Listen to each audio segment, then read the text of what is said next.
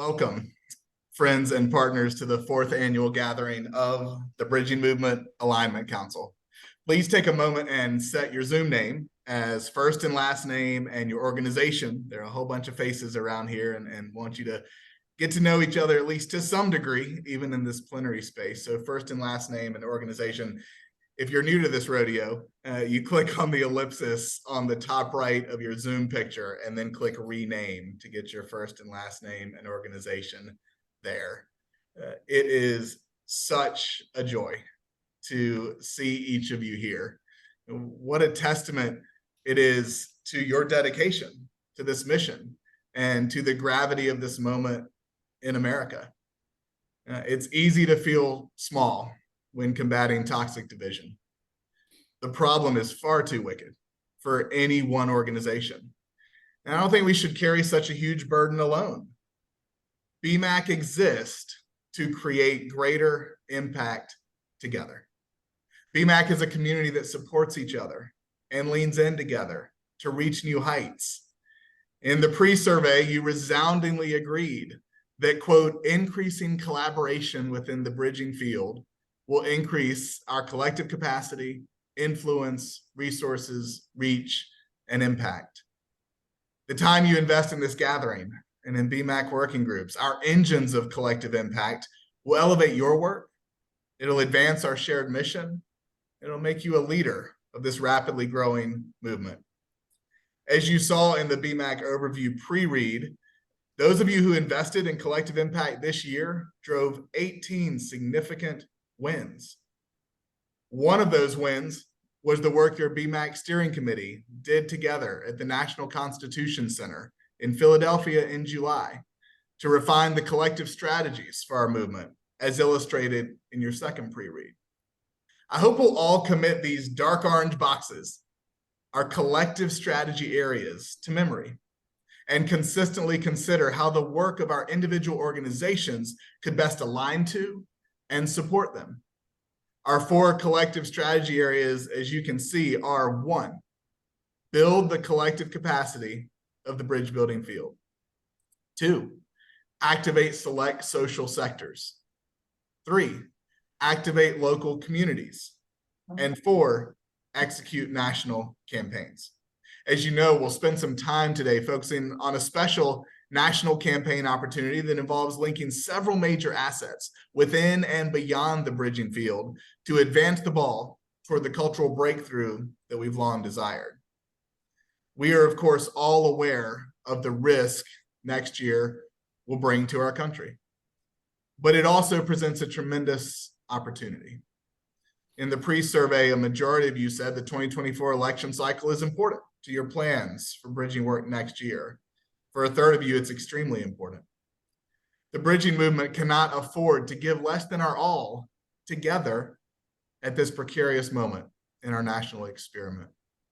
Our collective strength has been building over many, many years to maximize our impact when America needs us most.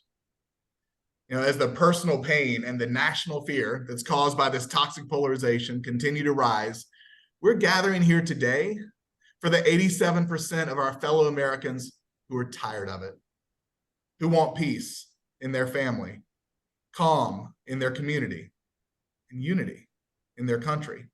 You know, we're coming here sharing the hope of the 75% who believe, quote, it is still possible for the United States to achieve the ideal of our national motto, e pluribus unum, out of many, one.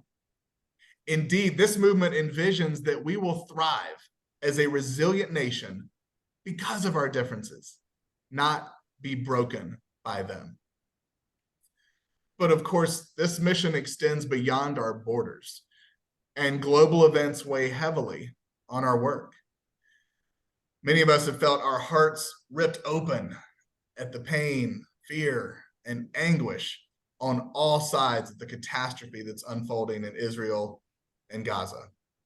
Now, although achieving peace overseas is outside the scope of this field, we have a role to play that's not much easier.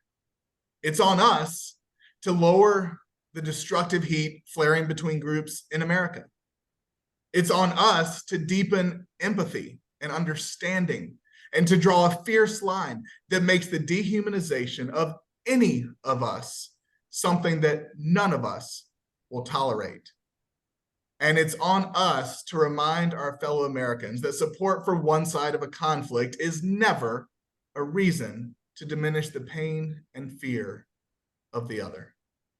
I know everyone on this call will join me in thanking those of you, and there's so many, who are working urgently to build bridging pathways on this issue.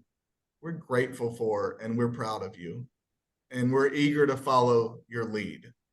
If you're one of those folks, if you're engaging American Jews, Muslims, or others in bridging work around the crisis, please share how you're doing that in the chat now. The hours we'll spend together today promise to be meaningful.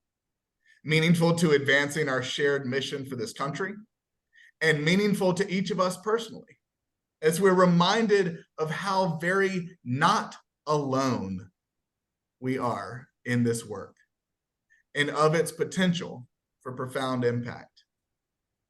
Now, for a unique and stirring kickoff, I'm pleased to welcome Anais Maceda from Living Room Conversations to perform a spoken word poem that she wrote about the mission of Bridging Divides. Anais. Thank you so much. And what you shared was a word in itself, okay? So hi, everyone. Again, I'm Anais Maceda, and I am delighted to be here to share a word with you all called Meet Me at the Bridge. It started off as a dream. Growing child, wild and free, a world of infinite possibilities. I could be anything I wanted to be. Bare feet on the swings, spreading my wings into a world that only accepted parts of me. They said we are equals, but didn't offer me the opportunities to speak my mind, share my truth, only to find that one nation under God was divisible. So many humans made to feel invisible. How have we made this so permissible? Forgotten shared values when we each want our own symbols to be right. Eclipsing the light of another, forgetting how simple it is to love one another. It's violent to be othered, because I'm not your enemy. Put down your weapons of sharp tongues and spike judgment when unconditional listening is the remedy. Move from extreme polarities and come and meet me at the middle of the bridge. Have courage, cross over the ridge to perceive the highest view of our collective, connected. And because of this, you are deeply respected. Even if we got different perspectives, yet I remain attentive because, well, shoot, maybe I can learn a thing or two. If I took a walk in your shoes, better yet, if I just took a walk with you, because authenticity blooms creativity and innovations beyond our wildest imagination. So real talk, what kind of world are you dreaming of? I only ask because I bet we both got some seeds to plant, and it takes a village to hold true to our heart's agreements. Achievements can be realized in real time. So let's put the phone down and be present in real life and take that stride of courage to come and meet me at the middle of the bridge. Thank you so much, everyone. Wow. Anais, thank you. What a blessing. Look at all the hands. April Lawson of Braver Angels has taught and normalized jazz hands in this space. Wow. David Lapp knows it. He's on my screen right now. He's been doing it for years. Thank you. Thank you so much, sister.